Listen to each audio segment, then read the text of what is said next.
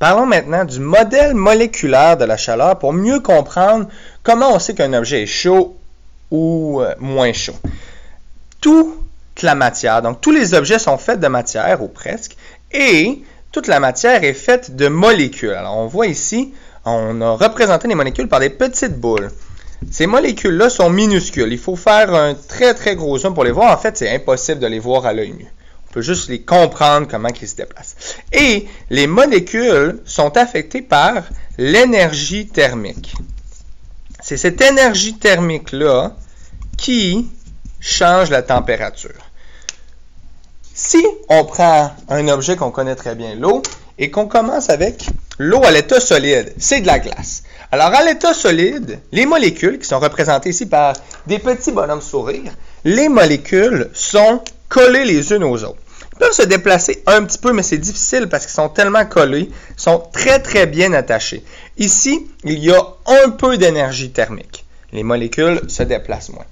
On a plus d'énergie thermique quand la matière est à l'état liquide. Donc, quand on a de l'eau à l'état liquide, par exemple, alors là, les molécules peuvent se déplacer beaucoup plus.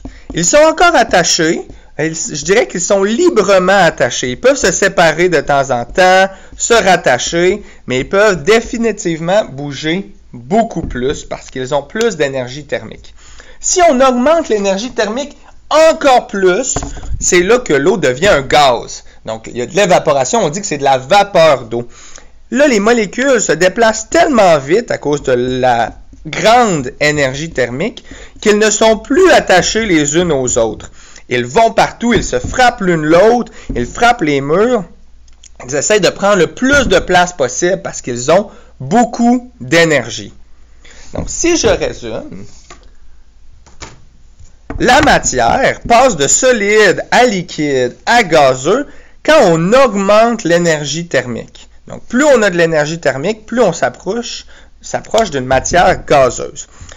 Quand on a un solide, le mouvement des particules, il y a très peu de mouvement et les particules sont attachées les unes aux autres.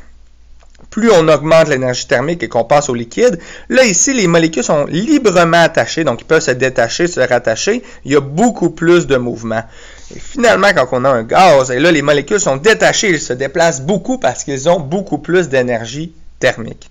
La forme des différents états de la matière est très différente aussi. La forme d'un solide est constante. Mon crayon va toujours garder à peu près la même forme. Mais un liquide peut changer beaucoup de forme. Si j'essayais de tenir un liquide dans ma main, bien, le liquide coulerait de ma main parce que sa forme peut changer. Un gaz a une forme étendue. Il essaie de prendre de l'expansion pour remplir le contenant parce qu'il veut frapper les murs et se frapper les unes aux autres.